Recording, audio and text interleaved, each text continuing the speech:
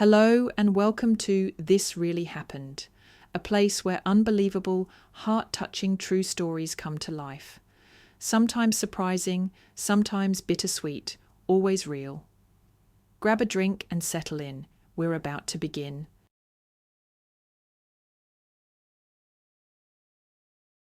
Sarah hurried down the long, seemingly bleached corridor of the clinic.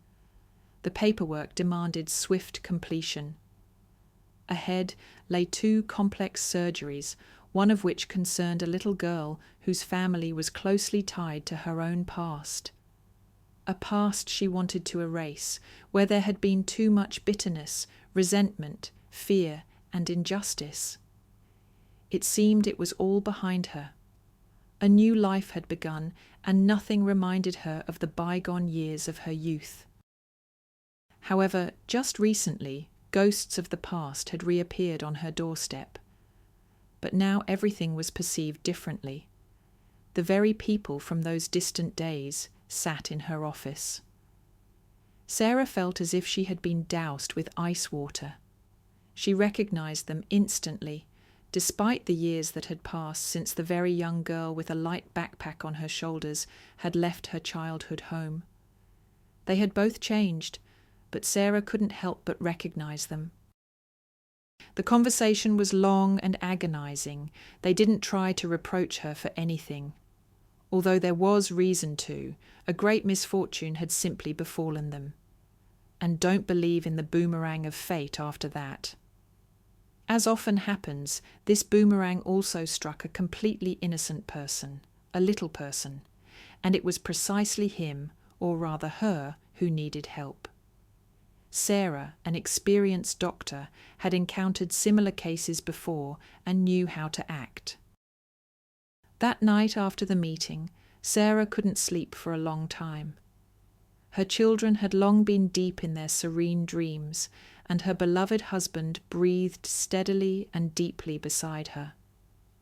Sarah tossed and turned, thoughts of the past persistently invading her mind like unwanted frames from an old movie.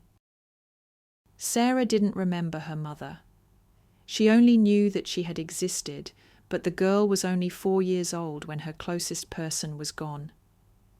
She learned about her parent from her father, though he didn't like to remember his first wife, partly because it caused him pain. As she grew older, Sarah noticed the sadness in his eyes whenever her mother was mentioned. But soon, Susan appeared in the house, a woman who became the full mistress when Sarah was 7. Her stepmother couldn't stand any mention of her predecessor, so her father preferred to remain silent, not wanting to upset his current wife. There was another close relative, her mother's cousin, Aunt Helen, but she lived in another city. From childhood, Sarah spent a week or 2 with her each year, coming for holidays. And before Helen moved away, niece and aunt saw each other much more often. It was a happy time. Aunt Helen took the girl to theatres and museums. They walked, talked a lot, and laughed. Aunt Helen's son, Andrew, already a high schooler, helped his younger cousin with math, carried her on his strong shoulders through the city streets, and took her with him on walks. All his friends, especially the girls, treated Sarah with warmth. It was wonderful. But Susan couldn't stand Aunt Helen. Even little Sarah felt this. Her stepmother spoke ill of her, with clear disdain. Aunt Helen wasn't welcome in their home, and this upset and surprised the girl. How could anyone not love Aunt Helen? She was so kind, bright, and cheerful. Aunt Helen often told Sarah about her mother, mostly funny and touching stories from their shared childhood and youth. The cousins were inseparable. They went through a lot together: joy, sorrow, fun, and dangers. Aunt Helen sincerely admired Elizabeth, and Sarah loved listening to these stories and looking at photographs that preserved the memory of the dearest person, whom she didn't remember at all. "How happy your mother was when you were born." Aunt Helen smiled, looking at Sarah. "She was just floating with happiness. We made plans together on how we would raise you, develop you, educate you. You had such delicate, as if skilled fingers. Your mother dreamed that you would become a surgeon, that you would save people. She had a weak heart since childhood, a complex defect, and no one could cure her. So she wanted her daughter to help people like herself, to make them healthy and happy. Incidentally, it didn't escape Sarah's notice that Aunt Helen herself didn't think highly of Susan, or her father for that matter. No, her aunt didn't say anything directly, but the girl saw it in the change in her voice's timbre, in the expression in her eyes. Sarah worried. Why couldn't the adults who meant so much to her stand each other, barely restraining themselves when they met so as not to say nasty things? Susan constantly found reasons for dissatisfaction. Either her aunt brought Sarah home at the wrong time, or she didn't dress her properly for a walk, or not all the homework was done during the holidays. Criticisms arose constantly. Imperceptibly, it happened that Sarah visited Aunt Helen less often, and then some scandal occurred between the adults, and communication with Helen ceased altogether. Aunt Helen called only once after that quarrel. Susan graciously allowed them to talk. "Sweetheart, don't think I'm abandoning you," said Aunt Helen. "It's just how things worked out. You're still little, you won't understand. You know my address. If anything happens, be sure to come. I'll help you in a difficult moment. Remember this, you can always count on me." That was all. That was their last conversation. After that, everything stopped. Susan said that Aunt Helen had her own things to do, that her son was applying to university, she had problems with work, she didn't have time for her niece. But Sarah understood everything.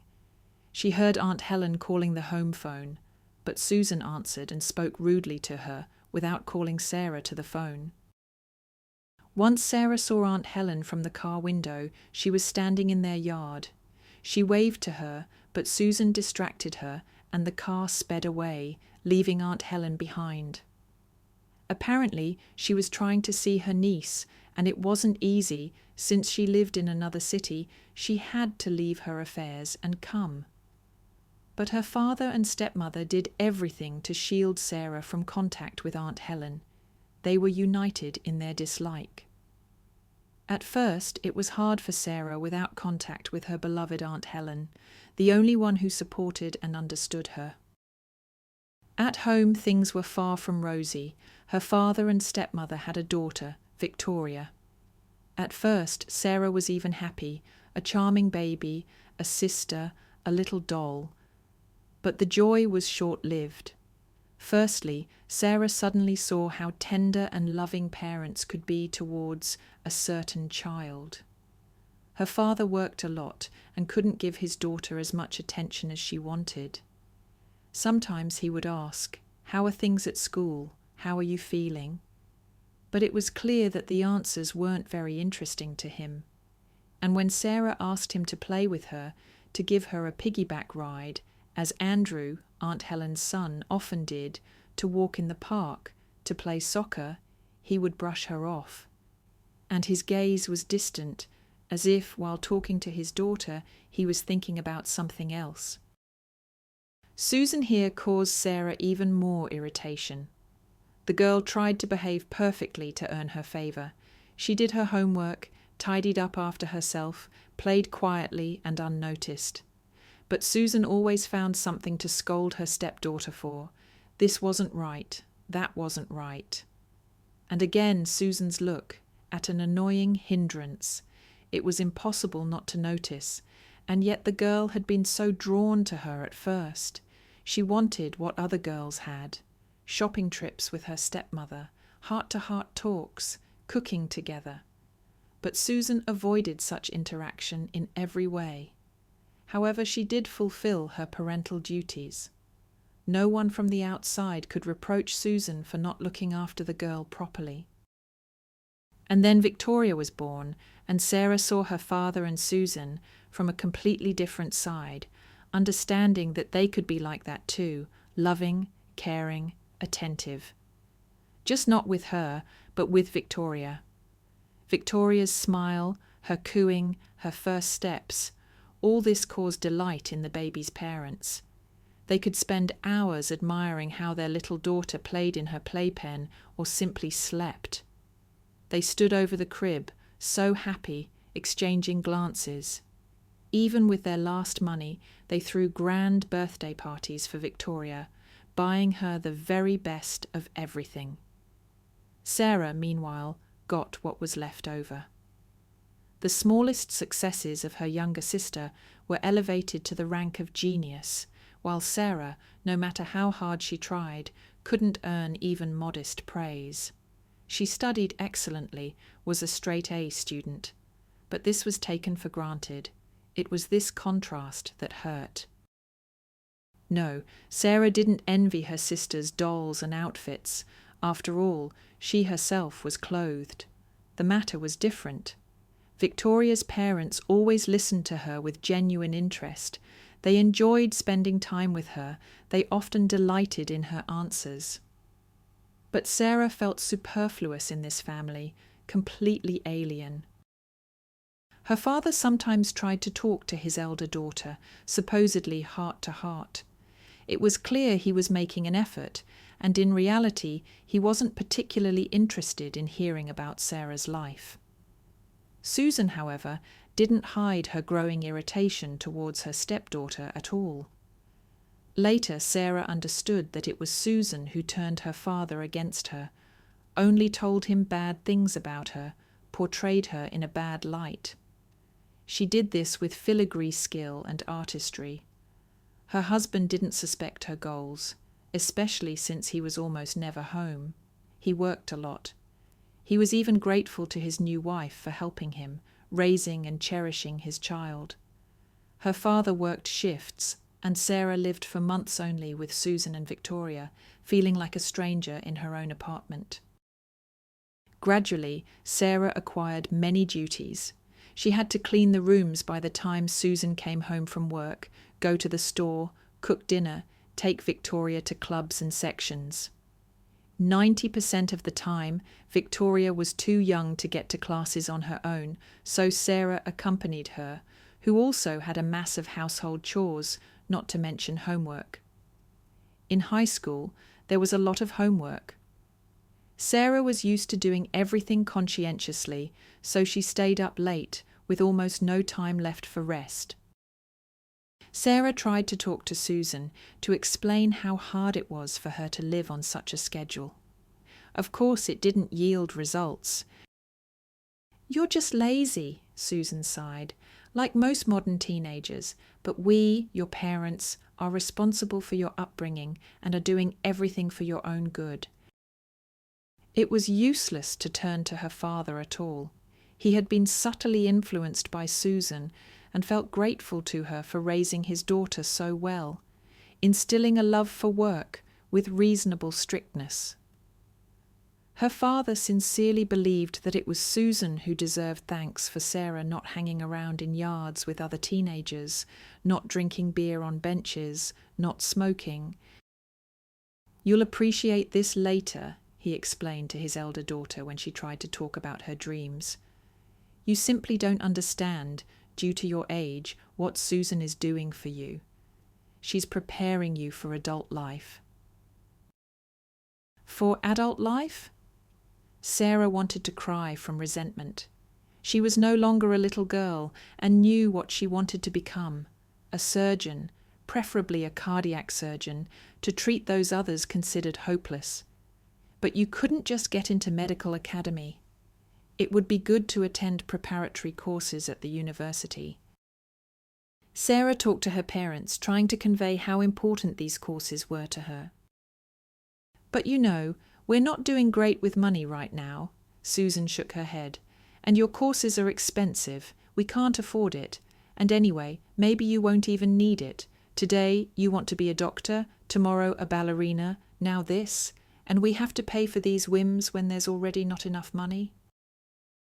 And that was the pure truth.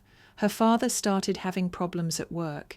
His salary decreased significantly, and it was often delayed. The family lived on previous savings.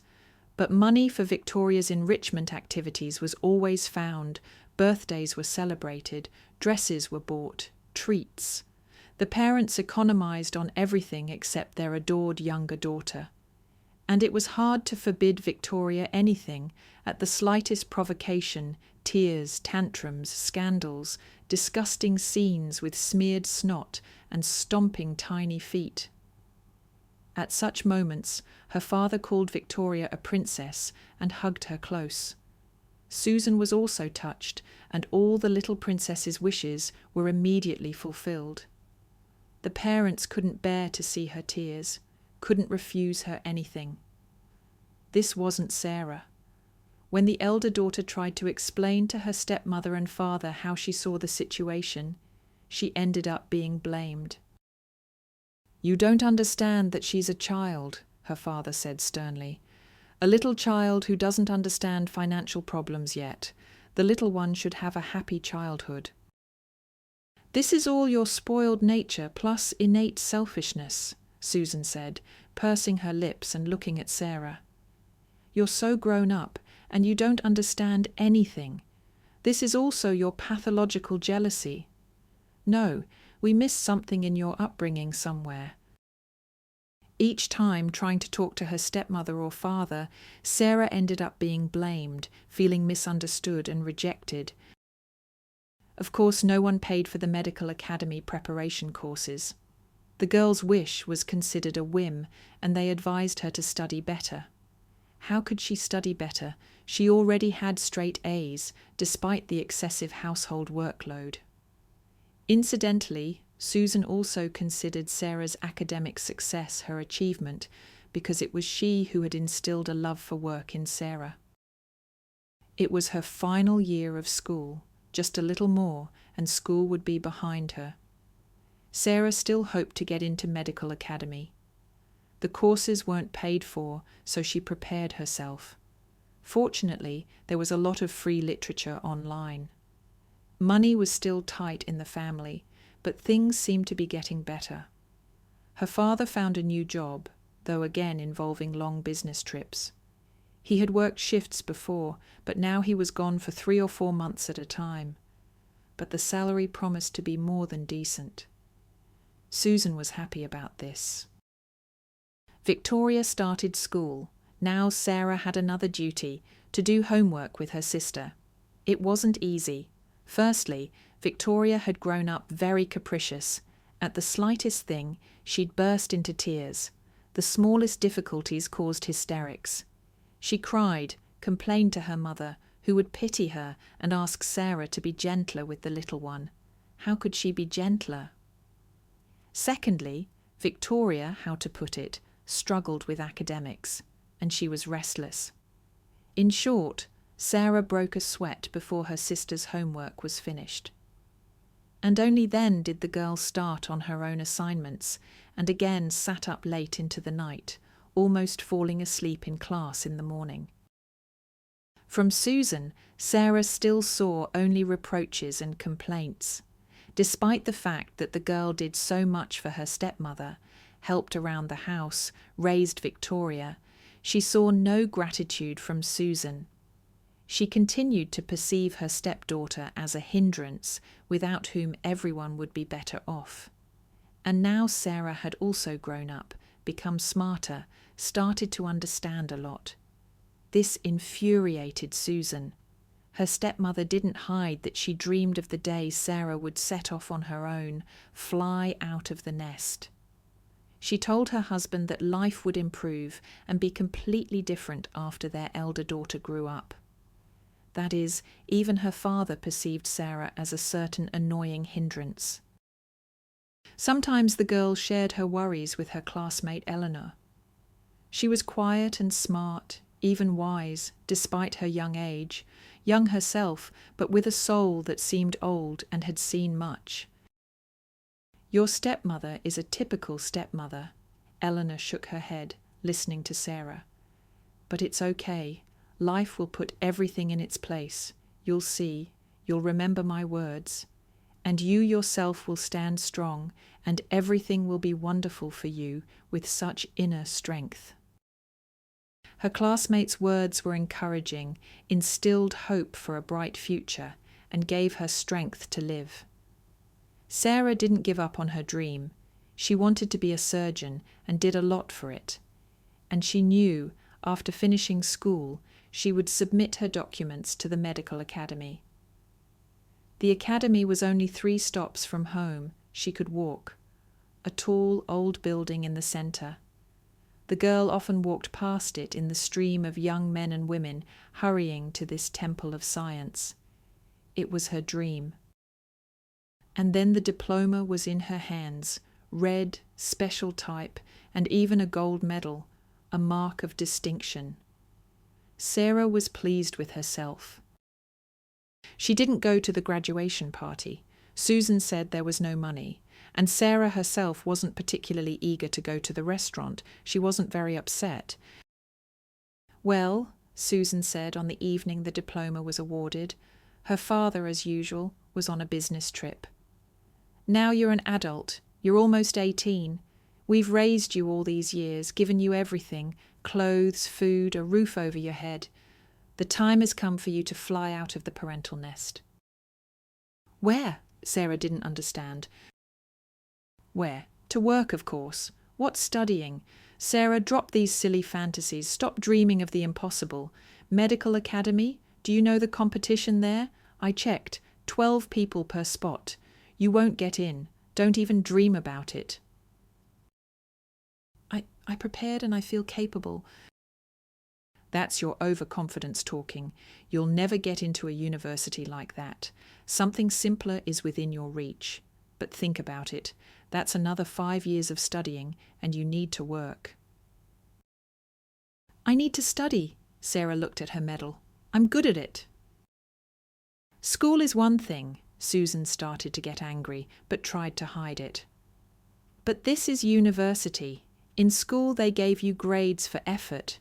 In university, you'll have to study for real. You won't have time for anything. And you're an adult. You should support yourself. Especially since we're not doing great with money right now, supporting an adult girl for another few years is an unbearable burden. I'll talk to your father. I've already talked to him. He completely agrees. Sarah, it's not worth spending years studying. It's nonsense in our situation.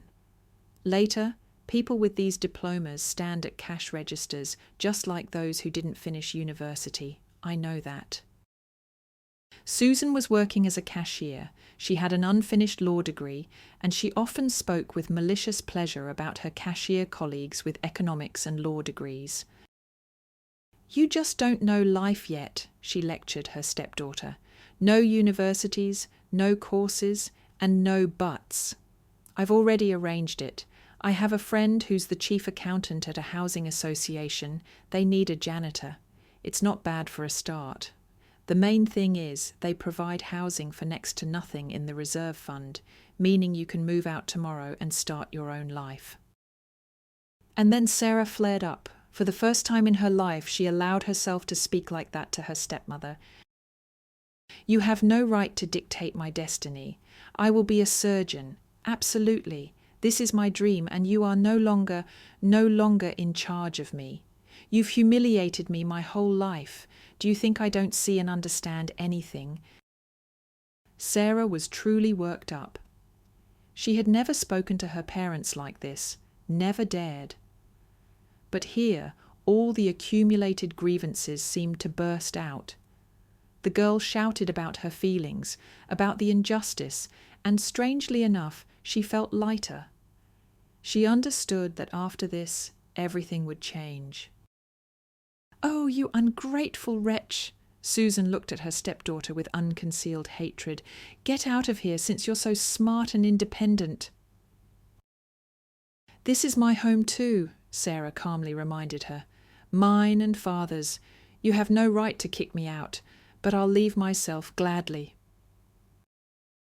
She started packing. She didn't take much. Money, documents, clothes for the first while. It turned out to be a small, light backpack, just right. Sarah knew where to go, although she couldn't guess what awaited her there. After all, she hadn't spoken to Aunt Helen for so many years. but something told her she would be welcome at Helen's house, greeted as warmly as in childhood, supported, helped, comforted, given strength to fulfill her dream. She should have gone there long ago instead of enduring the abuse. She left the apartment without looking back. Susan didn't even turn around. Sarah had no doubt. Of course she would tell her father and portray her as always, rude, ungrateful, almost a criminal. Her father would believe it. He believed every word his wife said. It was easier, more convenient for him. Well, it was time to admit that even her own father didn't understand or accept his daughter. He had made his choice. Nothing more connected Sarah to this family. Well, except for the shared inheritance, of course, but it was too early to think about that. At the station, she easily bought a ticket to Aunt Helen's city. The intercity bus was leaving in half an hour. Sarah considered this luck a good sign and smiled. Although she was trembling from the emotions and anxiety she had experienced, the girl was almost certain her story would end well, and now, right now, she was taking an important and correct step. Aunt Helen was surprised to see her niece on her doorstep, but recognized her immediately, although they hadn't seen each other since Sarah was about 10 years old. They hugged. Finding herself in the embrace of a relative, the girl finally let her feelings show. She burst into tears. Then they drank tea in the kitchen, talking. Sarah talked about her life. Aunt Helen listened, shaking her head, sighing. "Here's what," she said when Sarah had finished talking. "You're staying to live with me. There's a medical academy in our city too. If you don't get in now, you'll prepare for a year, then you'll definitely get in next year." "I'd really like to, but Father, what if he doesn't allow it?" "You'll be 18 in a week. You can choose where to live yourself," Aunt Helen reminded her. "I won't let you go back there. I didn't realize you had such a hard life there. If I had known, I would have taken you through court long ago." Aunt Helen told her how Susan had forbidden her to communicate with Sarah and had also turned her father against her. "But that wasn't difficult. He's been under her thumb for a long time. She convinced him that I was a bad influence on you, that I said nasty things about them. And I called you often and even came to visit, but they wouldn't let me in, wouldn't let me see you, and the presents I bought were sent back. I followed your life on social media. Sometimes Susan posted photos where you appeared, sometimes your father, but I never found your page. I thought we could at least chat through messengers, but no, they didn't allow it. They didn't allow me to create social media accounts when I was a teenager, said it took up too much time. And anyway, children have no business on the internet. There are a lot of scammers there. And then, when I got older, I didn't want to myself anymore. Perhaps your parents were precisely afraid that I would maintain contact with you," Aunt Helen said thoughtfully. "Hence the prohibitions." "And why? Why did they always treat you so badly?" "Well, there is a reason," Aunt Helen smiled mysteriously. "You're an adult. I'll tell you this story, and you'll understand everything." Elizabeth and Helen were cousins, more than sisters, best friends. They stayed overnight at each other's houses constantly, went to school together, hung out. As they grew older, they went to discos. Elizabeth and Helen had no secrets from each other. They shared their deepest thoughts. Elizabeth had a weak heart since childhood. She was often in the hospital. Helen ran straight to her after school, to her best friend. The doctors knew her and always let her in, even outside visiting hours. The adults, observing the sisters' friendship, joked, "You'll fall in love with the same guy, and that'll be the end of the friendship." The girls declared in unison that would never happen, and it didn't. Helen was the first to get married, to a guy from university, tall, well-built, smart, kind. Elizabeth approved her sister's choice. "You'll be happy." And happy they were, but not for long. Helen very soon became a young widow. Her husband drowned saving 2 teenagers at the city beach. He pushed the boys out, but he himself. Helen was a very young mother then. Her son Andrew had just turned 2. Of course, Elizabeth was there for the inconsolable Helen during that difficult time. She even stayed at her sister's apartment for a while, looking after her, after little Andrew, trying to rouse her, distract her. Time passed. Helen slowly but surely began to recover. Life seemed to settle down, stabilize. Of course, she grieved for her husband, but finally remembered herself.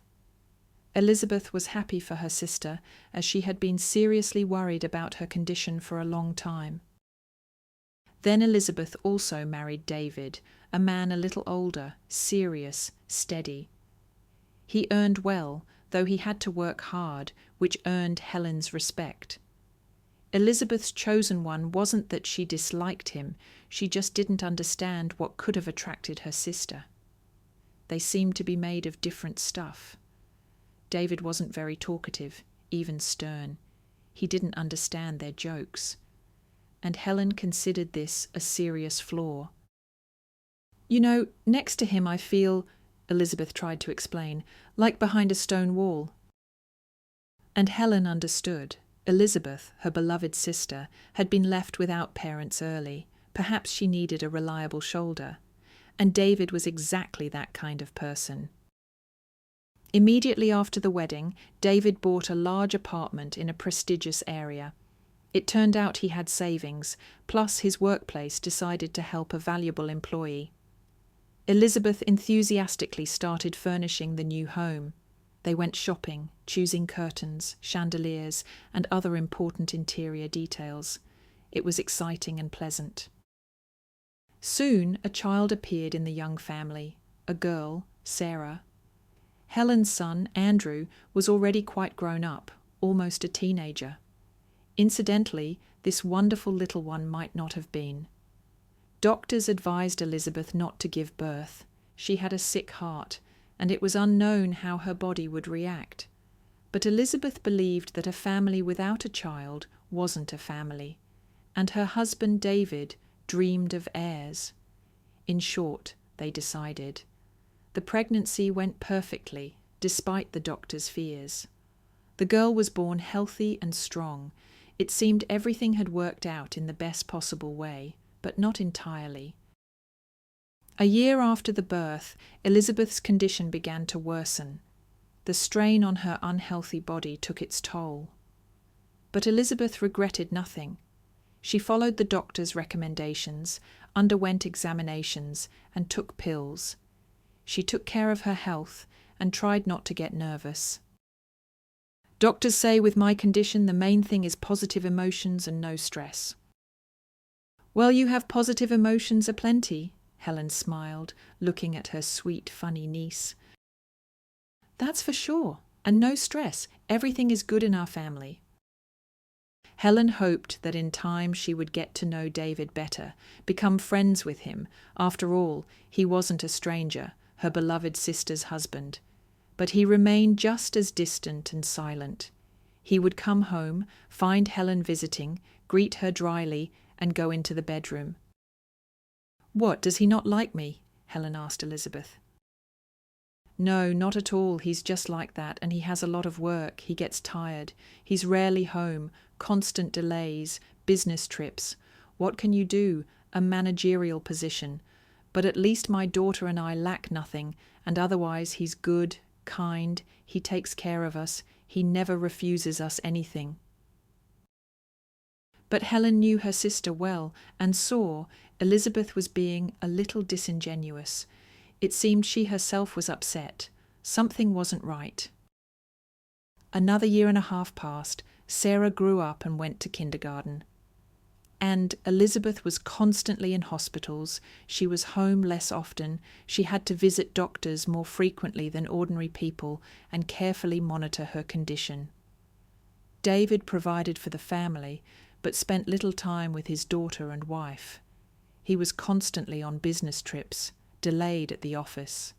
And at home he behaved distantly, which Elizabeth explained by her husband's tiredness.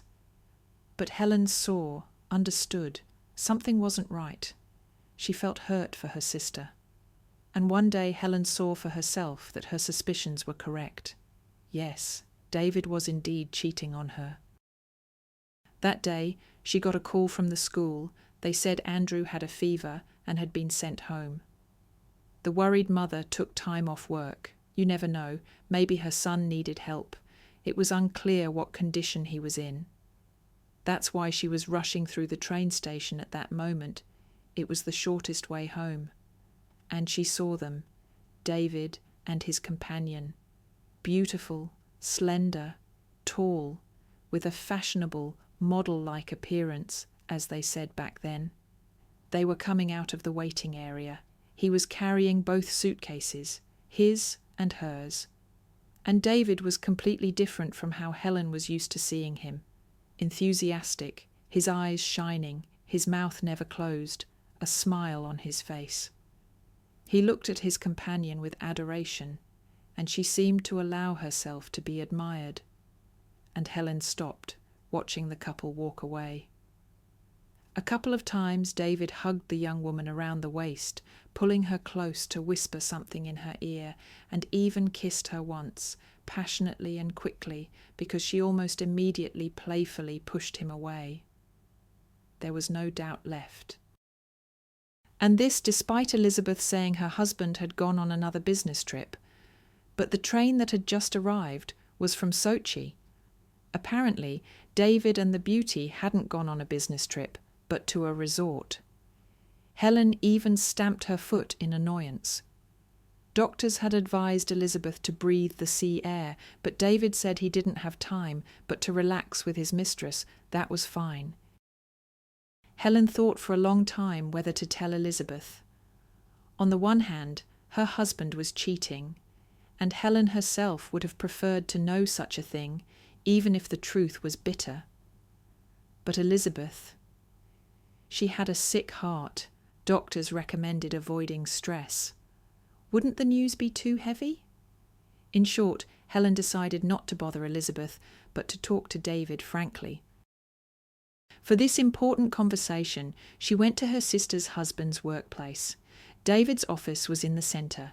David was surprised to see his wife's sister at the office door. "Has something happened?" he asked.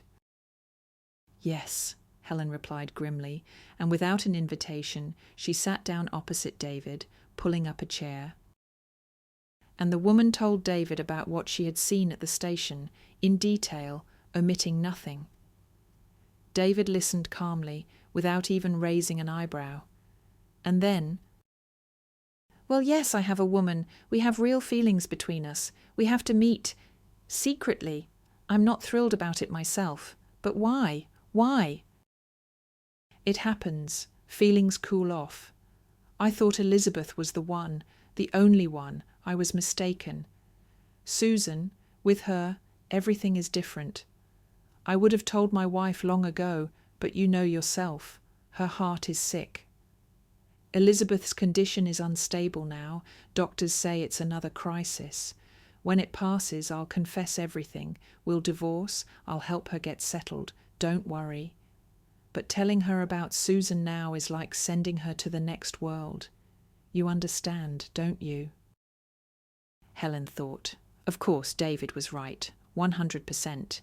He was certainly a scoundrel and a traitor for having an affair, but he did, in his own way, care for the mother of his child, protecting her from severe stress. In short, she and David agreed to keep silent for now. It was better for everyone, except for Susan herself, though she only half believed it. One fine moment. Helen still remembered that late evening, almost night. Andrew was asleep. He had to get up early for school. Helen was also about to go to bed, but couldn't tear herself away from her favourite TV show. And then the phone rang. Anxiety squeezed her heart. She felt something was wrong. Too late for an ordinary conversation. "How are you related to Elizabeth?" a strange male voice said on the phone. "Her sister," Helen replied, going cold with horror. She still hoped it wasn't that bad. "You need to come and pick up the child. The husband is on a business trip, and the daughter is too young to be left alone." "What happened to Elizabeth?" "You need to come," the voice repeated, "and as soon as possible." Of course, Helen called a taxi and was at her sister's apartment 15 minutes later. There were too many people, doctors, police. They spoke with Helen, told her everything. She literally slid down the wall to the floor, sat right on the cold laminate, covering her face with her hands. Elizabeth had an attack. She died instantly. The doctors didn't make it in time. Little, bewildered Sarah approached Helen. Fear and incomprehension were in the girl's eyes. Looking at her, Helen understood. She had to pull herself together. She was needed by her niece. "Will you take the child?" asked the man in uniform. "Of course," Helen nodded. "Of course I'll take her."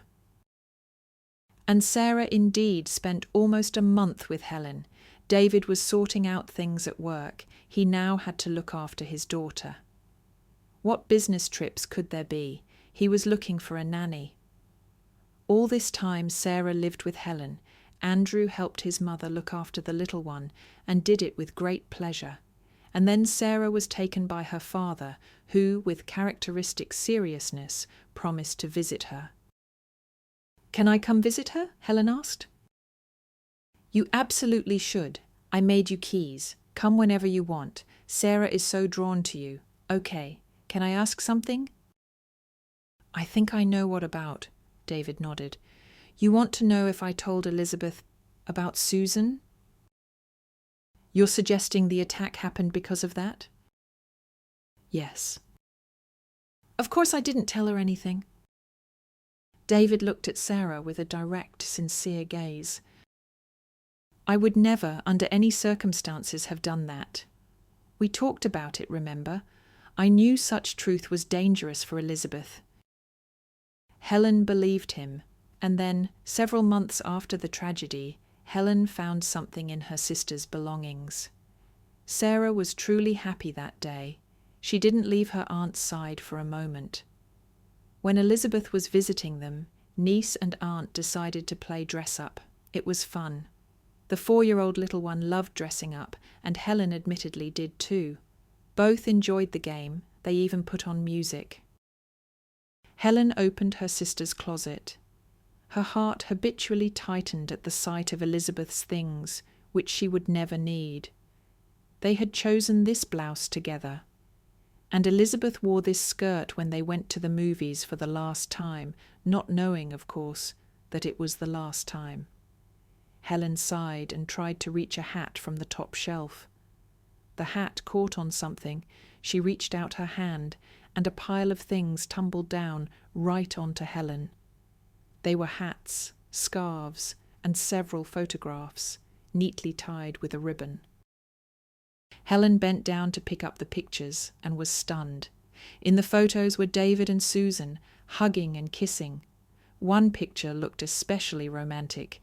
David and Susan against the backdrop of a stunningly beautiful sea sunset, tanned, clearly in love. So that's it. Elizabeth found out after all. Perhaps that's why the attack happened.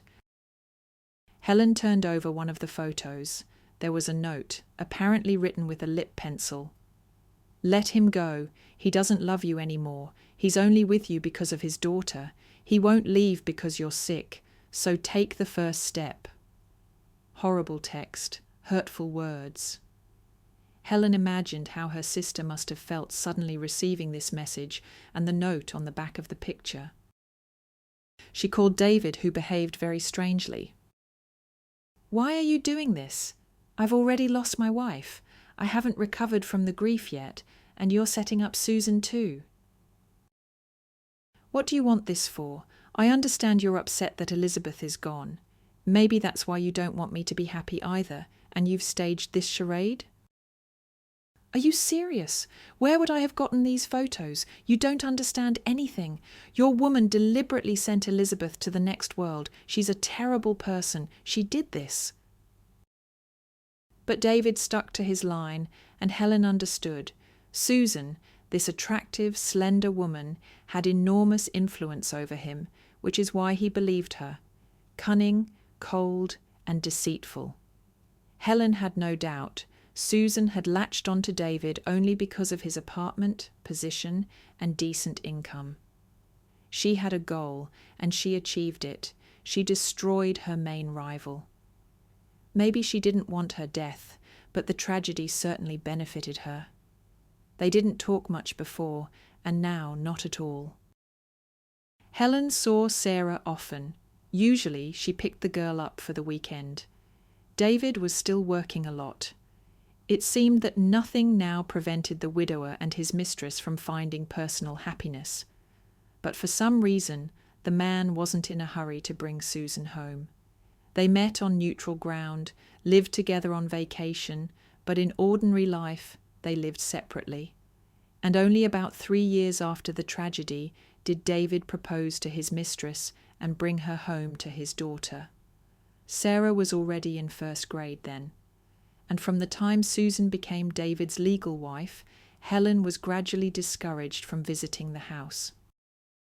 Helen, incidentally, had already moved to another city by then, bought a larger apartment, and found a good job.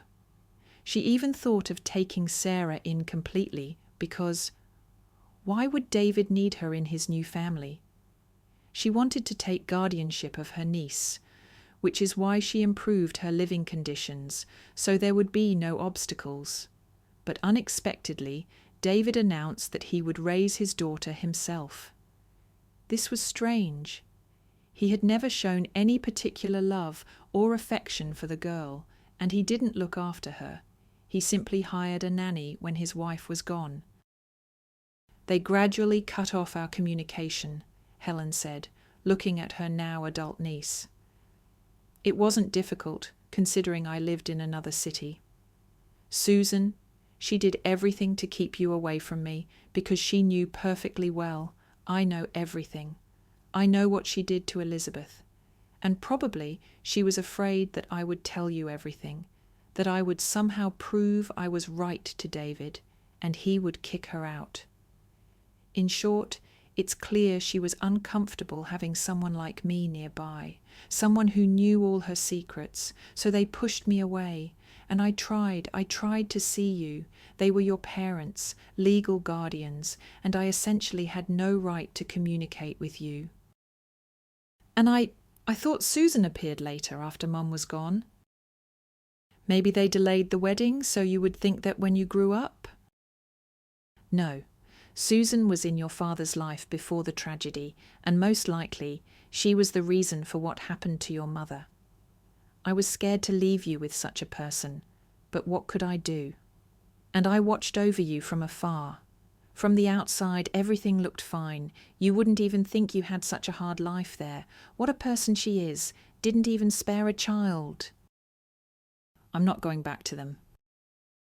Of course you're not going back. You're almost 18 now. You can decide where to live yourself. Tomorrow we'll go to the university together. Find out what you need to apply. Did you bring your documents? Yes, I didn't manage to pack many things. That's nonsense. We'll buy everything tomorrow. The main thing is the documents. Susan stood by the coffee machine, waiting for the massive apparatus to make hot chocolate. She was incredibly sleepy. Again, little Christine had suffered all night. Sometimes it was hard to breathe, sometimes her chest hurt. The illness of her granddaughter, Susan's most precious treasure, was progressing. The girl couldn't play with friends, couldn't go to kindergarten. Her daughter, Victoria, she was clearly not ready for such difficulties as a sick child. She'd get hysterical, throw tantrums, get angry at her daughter, who was not to blame for anything. It was Victoria and her good-for-nothing boyfriend who made the child in a drunken haze. And then, during pregnancy, the young mother didn't restrain herself much. She smoked and indulged in beer. Susan tried to keep an eye on her daughter, but you can't watch an adult person around the clock. People were right. They had indeed spoiled Victoria.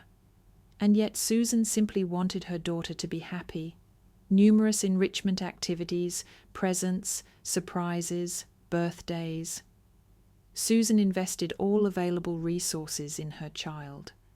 Victoria had no household chores because her mother believed her girl would have enough time to work in life later.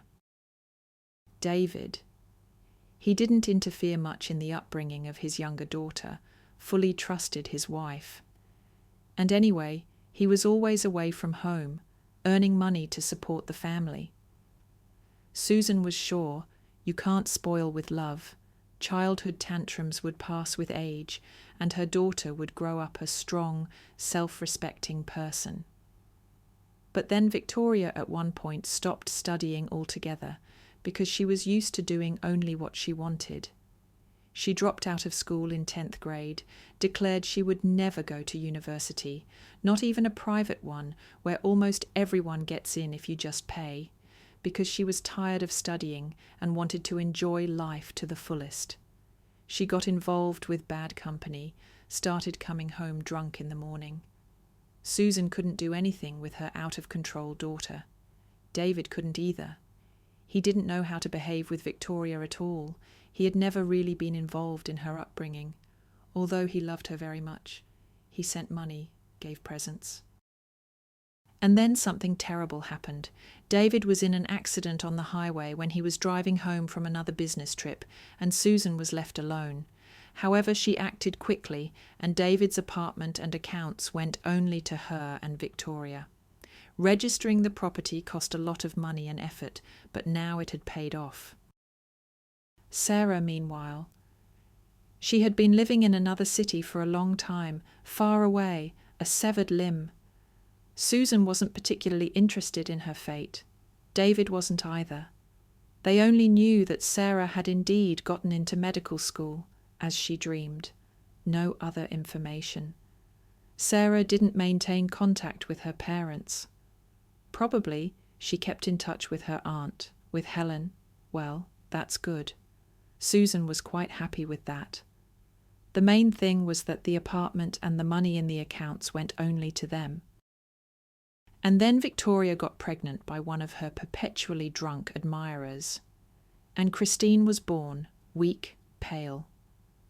Already in the maternity hospital, she was diagnosed with a serious heart defect, one with which people live at best until 7 or 8 years old if surgery isn't performed. And Christine was already 5. Of course, Susan put all her efforts into her granddaughter's rehabilitation and treatment. She herself was surprised by the strength of feeling she had for the little one. Once she dreamed that money would provide them with a happy life without hardship. But it turned out differently. Everything went into Christine's rather expensive supportive treatment.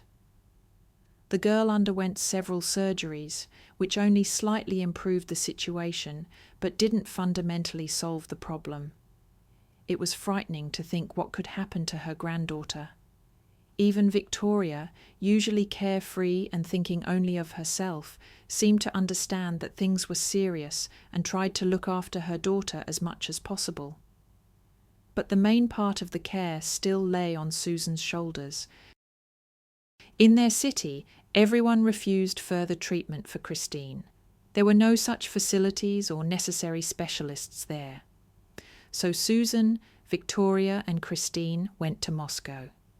They were advised to go to a children's surgery centre where they supposedly worked wonders, helping even in the most severe cases. It was difficult to get an appointment, the queue was long, but Susan managed to get through. However, at the appointment, they were shocked.